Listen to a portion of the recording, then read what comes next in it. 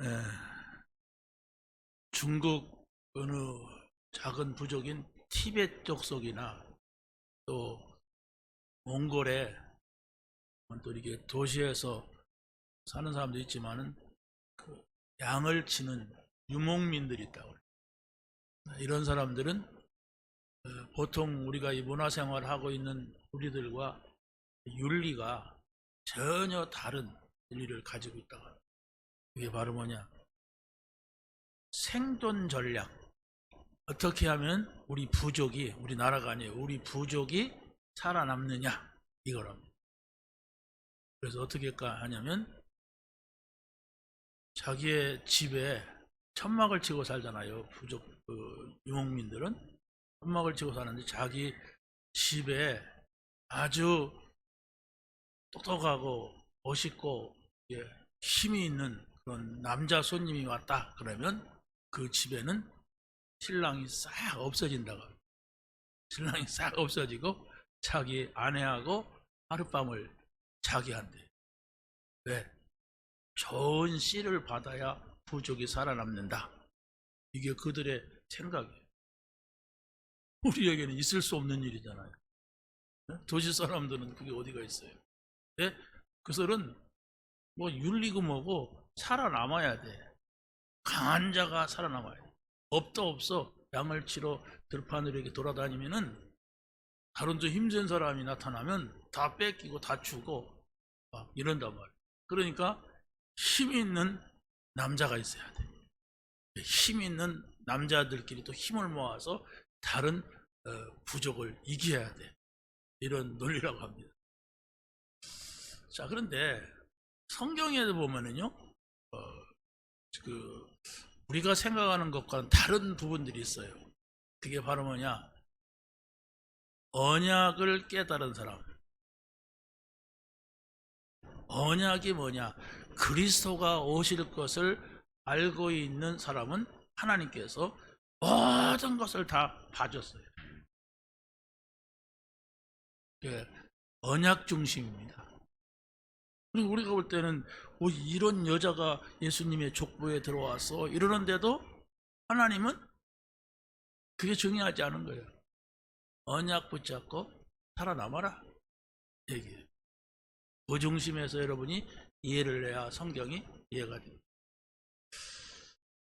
자, 보세요. 예수님의 어머니 마리아가 예수님을 낳은 것은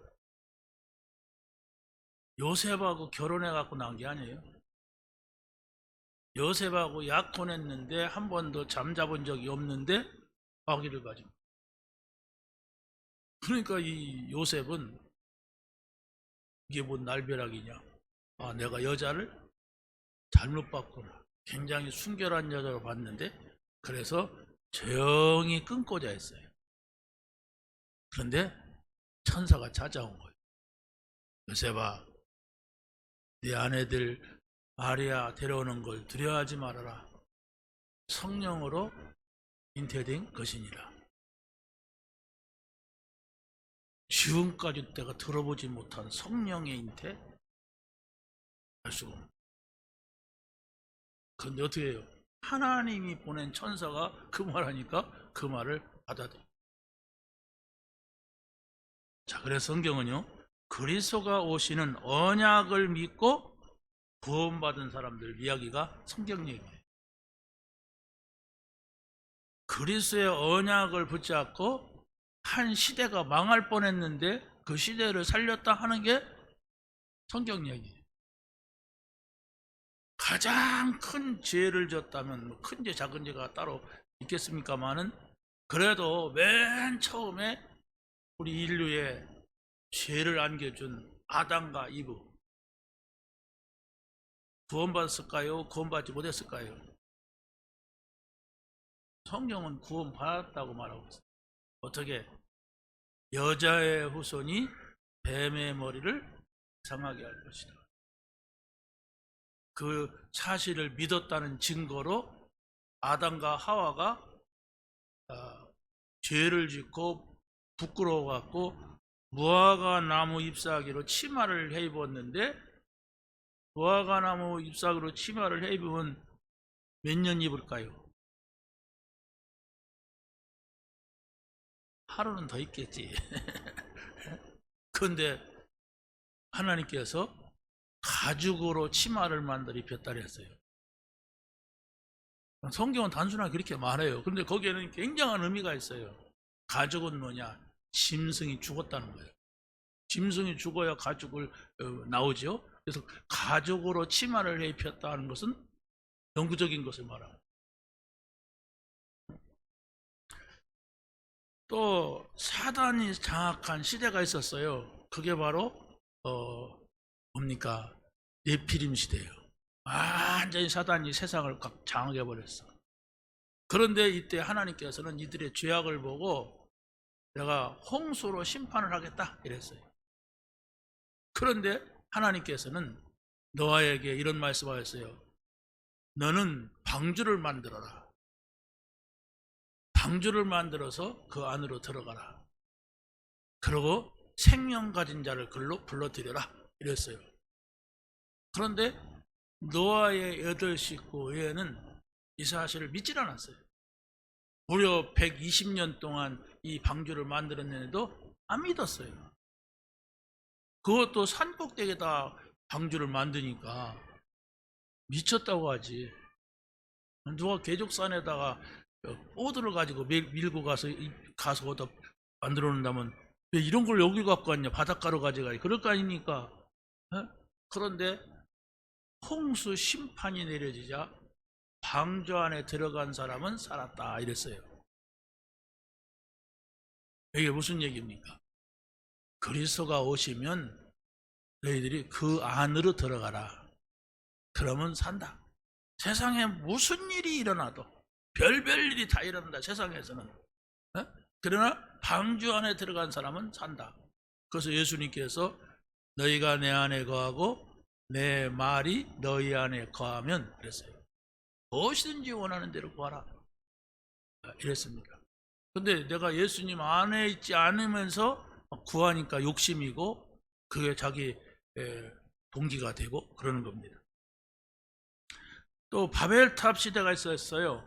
그게 어디냐면 지금으로 말하면 저 이라크 지역, 이란 지역, 이 지역이 옛날에는 한 시대에 세계 문명을 좌우할 정도의 큰 도시였고 역사적인 빌딩이 있었던 그런 데입니다.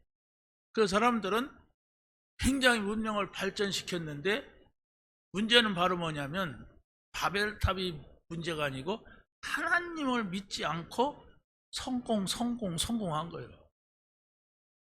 하늘답게 한번 집을 져보자. 우리 이름이 저 세상 끝까지 전달되게 하자 이랬던 거예요. 그게 바로 우상입니다.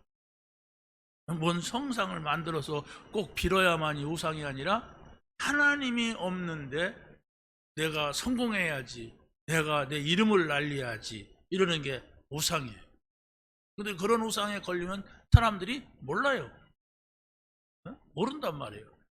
그래서 하나님께서는 아브라함에게 너는 너희가 지금 살고 있는 나라 바벨론 지역에 살았어요.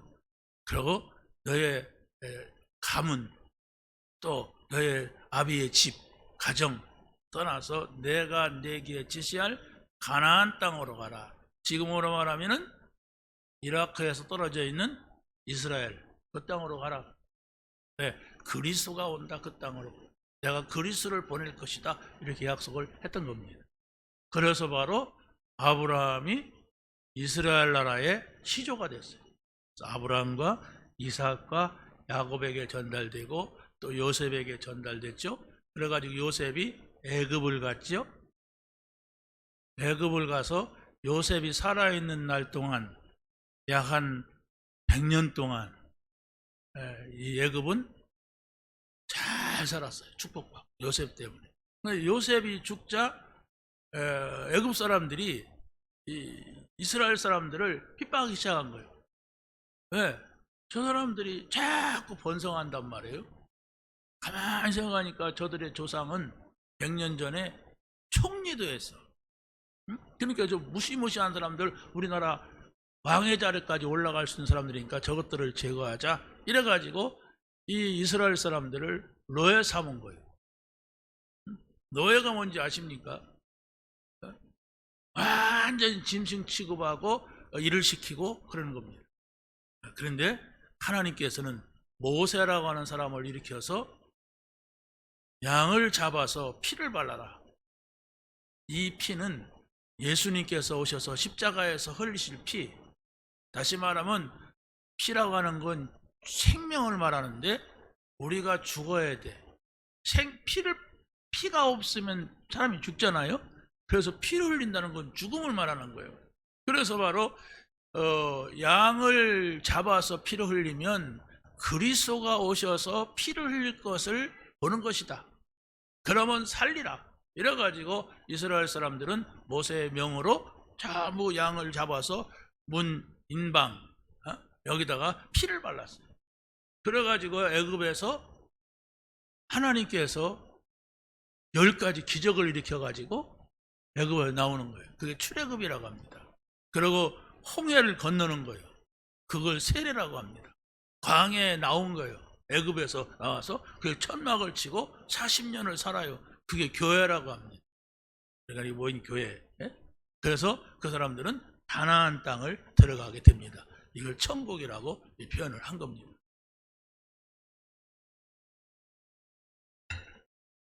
자, 그래서 그리스도의 언약을 붙잡고 국가의 재앙을 막은 이런 사람들이 있었단 말입니다. 방금 말한 대로 노예에서 해방시킨 피 언약을 붙잡았어요. 그리고 바벨론의 포로가 된 이 이스라엘 사람들이 임마누엘의 언약, 이사야서 7장 14절에 그런 말씀이 있죠. 그러므로 주께서 한번 읽어보세요. 그러므로 주께서 친히 징조를 너에게 주실 것이요 보라 처녀가 잉태하여 아들을 낳을 것이요 그의 이름을 임마누엘이라 하리라. 여기서 처녀가 잉태하여 그랬어요. 예수님께서 오시는 때는 처녀 마리아를 통해서 오시는데 무려 한 800년 전에 이것이 예언이 됐어요. 그래서 이 언약을 붙잡은 다니엘과 사드락과 메삭 아벳느고가 바벨론의 포로가 됐는데 그리스도가 오실 것을 이렇게 언약으로만 붙잡았는데 바벨론에서 총리를 하고 바벨론에서 나와서 가나안 땅으로 와서 성전을 짓고 이랬습니다. 아직 안 오셨어요. 이때는 안 오셨는데 오실 것만 바라보는데도 그렇게 한 겁니다. 그리고 노마가 예수님이 오실 때는 이스라엘이 노마의 속국이었어요. 완전히 노마에서 총독을 보내가지고 이스라엘을 다스리고 또 이스라엘하고 전혀 상관없는 헤롯이라는 왕을 세워가지고 이스라엘을 다스렸어요. 자, 그런데 이제 그리스도가 오셨단 말이에요. 그랬을 때 예수님께서 제자들에게 이런 질문을 했어요. 사람들이 나를 누구라고 하느냐? 너희들은 나를 누구라고 알고 다 따라다니느냐? 그랬어요. 그러니까 베드로가 고백한 겁니다. 주는 그리스도십니다. 이 말은 굉장히 중요한 얘기예요. 저 아담과 하와 노아 아브라함 때부터 오신다고 하신 그 그리스도가 주님이십니다. 그리스도를 보내준다고 한 책이 구약 성경이란 말이에요. 왜 그리스도가 오셔야만 하느냐? 이 세상에는 인간이 해결할 수 없는 3가지 문제가 있어요. 그게 뭡니까? 하나님을 잃어버린 거예요.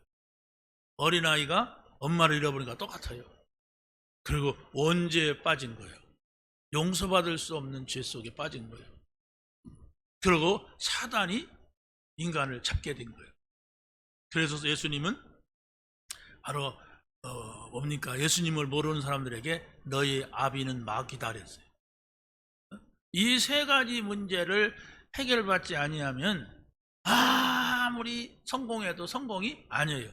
왜? 성공 끝에는 실패가 온단 말이에요. 아무리 사람이 살아도 이 세상에서 1000년 사는 것도 아니잖아요. 100년도 못 사는데 그때는 지옥 가요. 그리고 이 땅에서 사단의 그 폭정 아래서 벗어날 수가 없어요. 사단이 그 개인을 건드리거나 사단이 그 가문에 들어오거나 사단이 그 나라에 역사하면 완전히 전쟁이 일어나고 정신병이 오고 무당이 일어나고 별별이 다 생기는 거예요. 그래서 이 문제를 해결할 수 있는 사람은 없어요. 그걸 아시는 하나님이 그리스도를 보내주겠다. 그리스도가 뭐예요? 선지자, 하나님 만나게 해주는 선지자, 제사장, 원죄 문제 해결하는 제사장, 바로 왕, 사단의 일을 멸하는 왕과 같은 권세를 가진 자가 오신다. 그게 바로 그리스도예요. 그래서 이 그리스도가 오신다는 말을 알아들은 사람은 어떤 사람이라 할지라도 하나님께서 그 사람을 세웠고 살렸고 세계를 정복하게 한 겁니다. 세계를 정복한다고 정복 아니에요. 네, 하나님이 없이 정복하려면 반드시 문제가 왔어요. 자, 그래서 그리스도의 언약을 붙잡고 여러분들이 이 시대 문제에 답을 얻어야 됩니다. 여러분이 가정 문제가 있다 할지라도, 경제 문제가 있다 할지라도, 여러분이 여러분만 가진, 나만 가진 인생의 문제가 있다 할지라도 그리스도를 통하여서 모든 답을 내야 돼요. 교회를 다니면서도 그리스도가 답이 아니고 내가 열심히 살아가면 돼. 이렇게 하면 돼. 저렇게 하면 돼. 말은 그렇게 안 해도 삶이 그런 사람이 있거든요. 늘 머리만 써. 늘 방법만 찾아. 늘 사람에 쫓아가서 아부하려고 그래. 이러면은 그 사람은 영적인 문제가 해결이 안 돼요. 영적 문제가 해결이 안 됐다고 하는 것은 바로 뭐냐면은 여러분이 그리스도 얘기를 들으면 이게 답이기 때문에 평안히 찾아봐야 돼요. 평안하지가 않아. 그 얘기 들어도.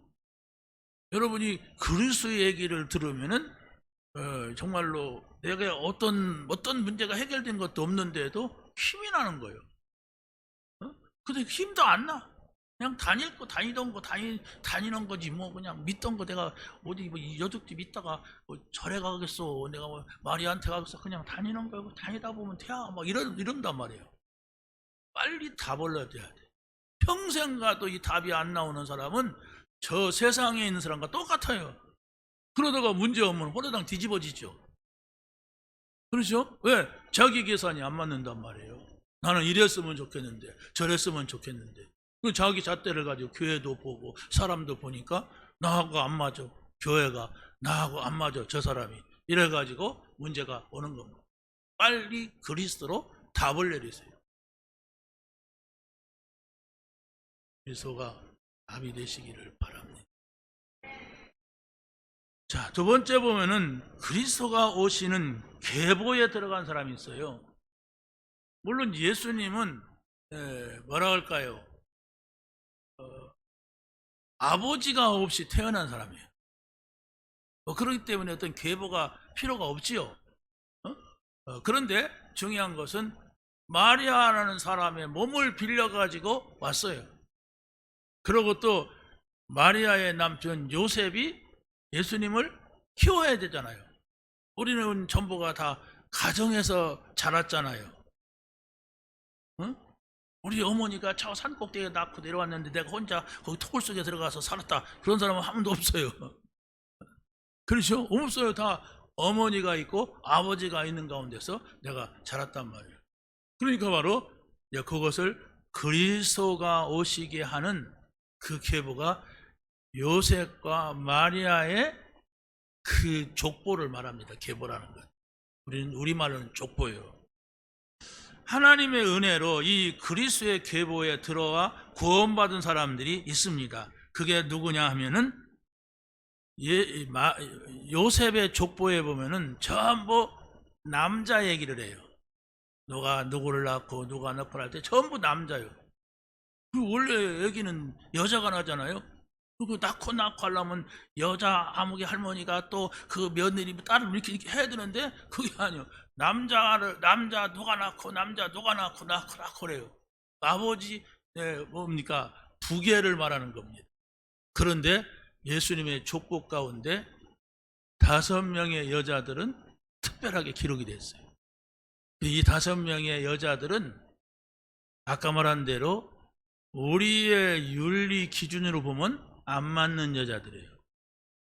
그런데도 그 여자들만의 이름이 예수님의 그 낳게 하고 키운 요셉과 마리아의 족보에 들어왔어요. 뭐 대부분 다 알지만은 다말이라고 하는 사람은 유다의 며느리입니다. 유다는 그리스도의 족보의 첫 시작이 유다예요. 야곱의 12아들 가운데 하나죠. 그런데 유다에게는 너를 통하여 그리스도가 오실 것이다 한 지파란 말이에요.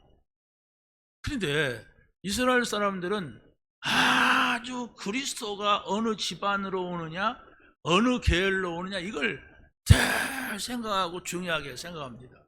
그러니까 여자들은 내가 시집 간다면 그리스도가 내 아들을 낳는데 그리스도였으면 좋겠다, 이런 생각까지 할 정도로 아주 중요하게 여겼습니다. 그러니까 어떤 제도를 뒀냐면 고엘 제도. 이게 뭐냐면 아들이 결혼했는데 자식이 없이 죽었어요. 그러면 그 며느리가 시동생한테 들어가서 씨를 받아야 돼. 그런데 두 번째도 죽었어요. 그러면 세 번째한테 들어가서 씨를 받아야 돼. 이게 우리 윤리로서는 해괴망측한 윤리잖아요. 그런데 그 사람들은 아들을 낳아서 씨를 받지 못하면 그리스도가 오실 수 있는 그 길이 없다. 그러니까 어찌됐든 아들이 결혼해서 며느리가 있으면 그 며느리는 자식을 낳아야 된다, 이런 개념 속에서 그런 아주 특이한 제도를 뒀던 겁니다. 그런데 이 유다의 아들이 셋이 있었는데 다말이 시집와가지고 첫 번째 아들이 죽었어요. 시집왔는데 자기 남편이 죽었단 말이에요. 그러니까 동생이 형수한테 들어갔는데 이 동생이 그런 거예요.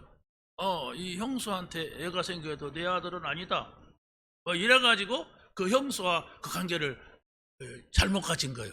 그래가지고 그 아들도 죽었어요. 세 번째 아들은 어려요. 그러니까 어리지만은 유다가 딱 생각한 거예요. 이 다말이라고 하는 며느리가 들어와서 우리 아들 2명이 죽었다. 우리네 말로 말하면 뭐라고 하겠어요?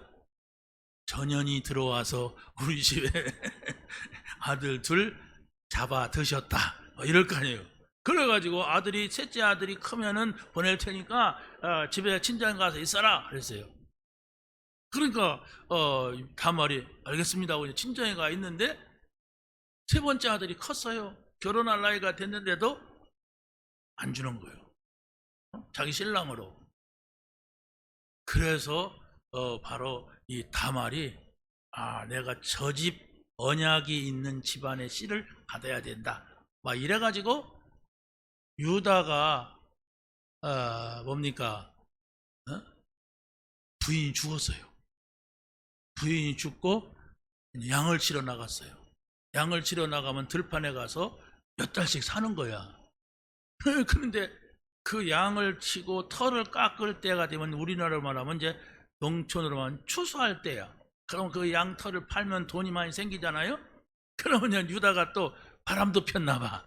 그래서 창녀촌으로 간다고 갔는데 무슨 여자가 창녀옷을 입고, 창녀옷이 어떻게 생겼는지 모르겠어요. 창녀옷을 입고 나와 있는 거예요. 그래서 하룻밤을 그 창녀랑 지냈어요. 그러는데 이 여자가 그러는 거예요. 당신이 나와 오늘 하룻밤 지낸 것에 약조를 달라. 돈도 필요 없다. 돈도 없었고. 그런데 그래서 자기 지팡이하고 도장을 줬대요. 그래도 나중에 이제 친구를 보내갖고 돈을 챙겨가지고 그것을 찾으려고 보니까 그 여자가 없어진 거예요. 그리고 그 동네는 창녀도 없대. 그래가지고 어떻게 해요? 아무 소리 하지 마라, 창피하다, 쉬쉬, 이렇게 했어요. 왜? 유다가 창녀촌에 갔으니까. 그래가지고 나중에 소식을 들으니까 친정 가 있는 다말이 임신했다더라, 이런 소문이 나는 거예요. 그래서 시아버지가 이런 못된 니은이 있나 막 이래가지고 잡아 죽이려고 한 거예요. 그러니까 다말이 안 죽으려고 이게 누구 도장인지 아느냐? 이게 누구 지팡인지 아느냐? 이래가지고 보니까 자기 거야. 그래서 여기에서 유다가 하는 말이 있어요. 아차, 저 아이가 나보다 똑똑하구나. 더 지혜롭구나.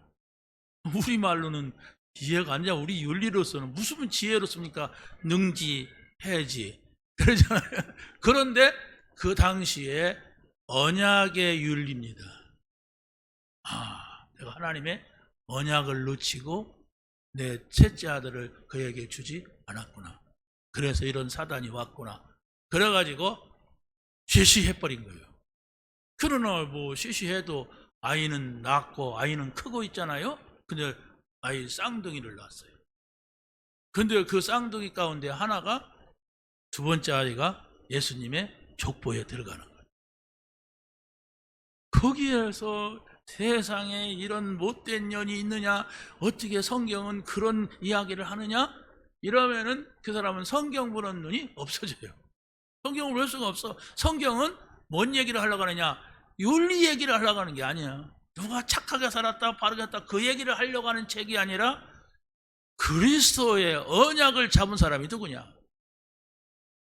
그리스도의 언약 잡고 이 땅의 문제 속에서 살아남아야 된다.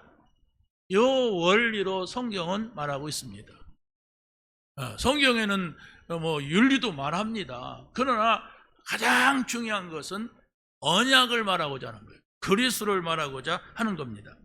그래서 여러분이 오늘은 뭐 우리 세례식도 있고 또 성찬식도 있고 하니까 다 말할 수가 없는데 자료로는 다 만들었어요.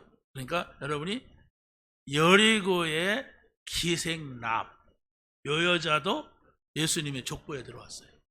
그리고 또 나오미의 며느리 모압 여자인데 이 룻도 예수님의 족보에 들어왔어요.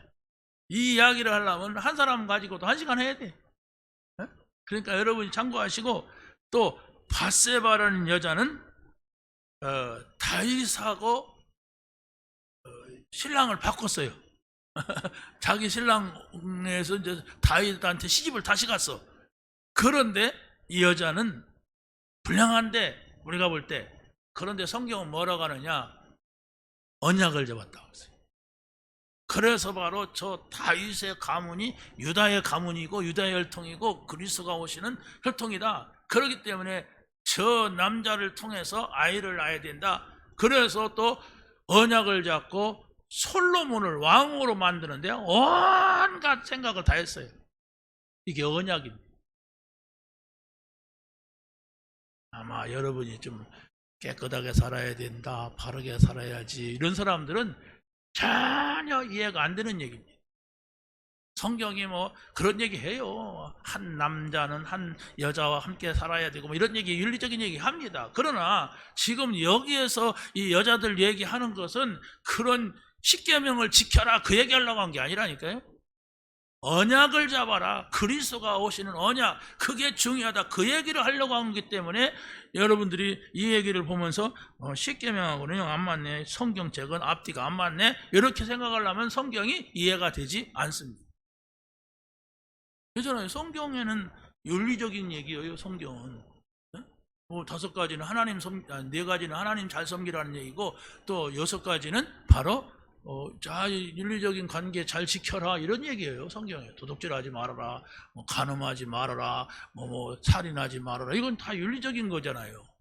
그런데 중요한 성경의 아주 그 핵심 그 키가 바로 언약 잡아라. 구약에서는 그리스도가 오실 것을 붙잡아라. 그러면 산다. 그리스도가 오실 것을 붙잡지 못하면 아무리 착해도 원죄, 하나님 잃어버린 거, 사단, 이걸 해결할 수가 없어. 그렇기 때문에 언약이다 얘기입니다.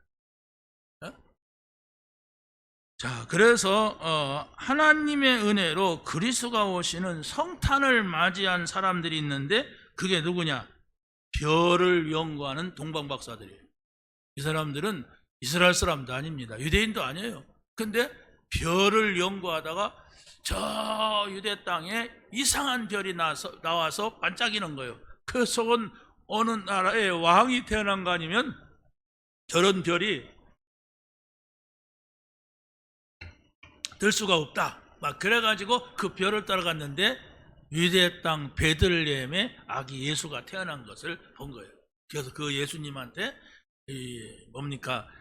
선물을 드리고 돌아왔어요. 그리고 그 후로 이 사람들이 예수님을 믿었는지 안 믿었는지 모르겠어요. 그러나 어찌됐든 별을 연구하고 예수님 오신 것을 맞이한 사람들이고, 그리고 또 이스라엘 나라의 목자들, 이 목자들에게는 천사가 찾아와서 바로 예수님이 탄생한 아주 중요한 소식을 전했습니다. 거기 한번 읽어보세요. 누가복음 2장 10절 11절 시작. 전사가 이르되 무서워하지 말라. 보라, 내가 온 백성에게 비칠 큰 기쁨의 좋은 소식을 너희에게 전하노라. 오늘 다윗의 동네에 너희를 위하여 구주가 나셨으니 곧 그리스도 주시니라. 유다 지파를 통해서 오신다고 했는데 또 왕이 나올 것이라고 했는데 그게 다윗 왕입니다. 다윗 왕을 통하여서 오신 그리스도다. 이렇게 하면서 천사가 목자들에게 예수님 오신 것을 전하게 됩니다. 자, 여러분들이 어떤 문제를 가지고 있다 할지라도 예수님을 만나면 바로 해결이 됩니다.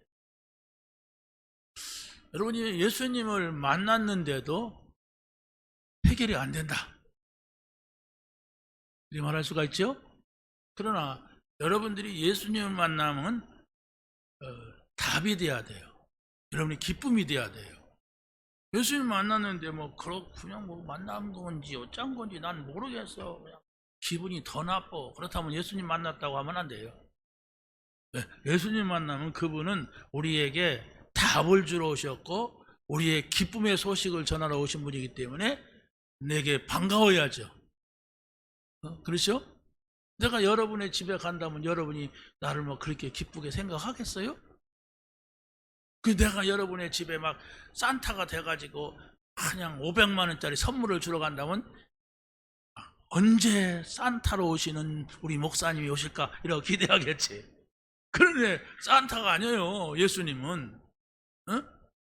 우리 산타한테 다 홀려가지고 예수님을 크리스마스 다 잊어버리는 사람들이 많이 있는데 그게 아니란 말이에요. 예수님은 우리의 알 수 없는 인생의 문제를 해결하러 오시는 그리스도.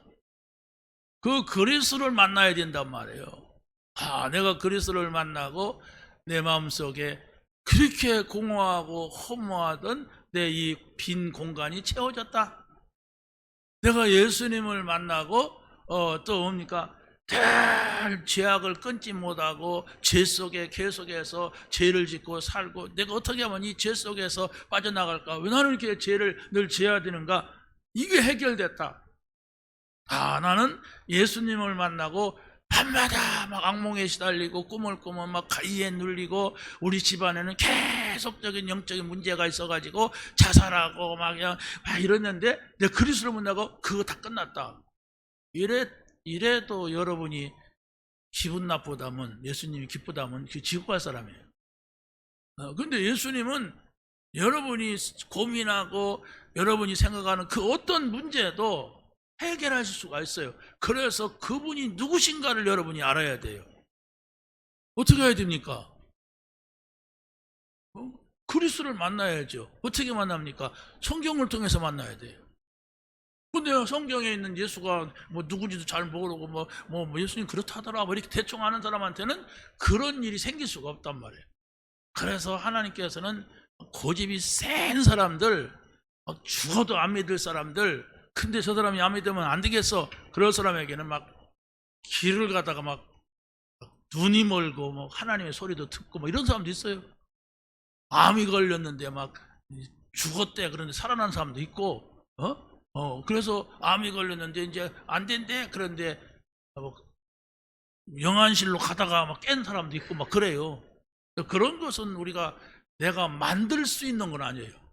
그러나 여러분들이 교회에 와서는 예수님이 누구냐 도대체, 내가 이분을 어떻게 만나느냐, 이런 생각을 여러분이 해야 됩니다. 그러지 않고 옆에 사람이 잘해주니까, 옆에 사람이 친구니까 이래가지고 교회 오면은 자꾸 사람이 보인단 말이에요. 저 사람은 누군가, 저 사람은 왜 저렇게 하는가. 어떤 사람은 우리 교회 와가지고 저 교수님인데 뒤에서 누가 자꾸 떠들어서 못 나오겠대. 네.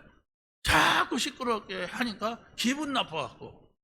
그 사람이 어떻게 예수님 만났다고 하겠어요? 근데 성경은 잘 알아.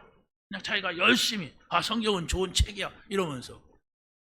여러분, 뭐 구원은 하나님이 하시는 거니까 잘 모르지만은 어쨌든 예수님을 만나야만 됩니다. 예수님을 만나고 응답 받으시기 바랍니다. 예. 자, 그리고 세 번째입니다. 그리스도의 성탄에 참여하여 구원받은 사람들이 있습니다. 그게 바로 오늘 우리가 말하는 요셉. 가장 육신적으로 윤리적으로 피해 입은 사람은 요셉일 겁니다. 생각을 해보세요. 내가 결혼하려고 하는 여자가 아주 순결하고 바라야 되는데 이 여자가 임신을 했대. 결혼하기 전에. 근데 요셉은 의로운 사람이다 그랬어요. 믿는 사람이라 내가 소문내지 말고 내가 잘못했구나 그러면서 조용히 끊고자 했어요. 우리 같으면 어떻게 해요? 손해배상. 내가 손해배상 청구한다. 3천만 원. 내 이미지 손상되었다. 이럴 거 아니에요. 근데 조용히 끊고자. 그때 천사가 찾아온 겁니다. 요셉, 마리아 데려오는 것을 두려워하지 말라. 뭐라겠어요? 성령으로 잉태된 것이다.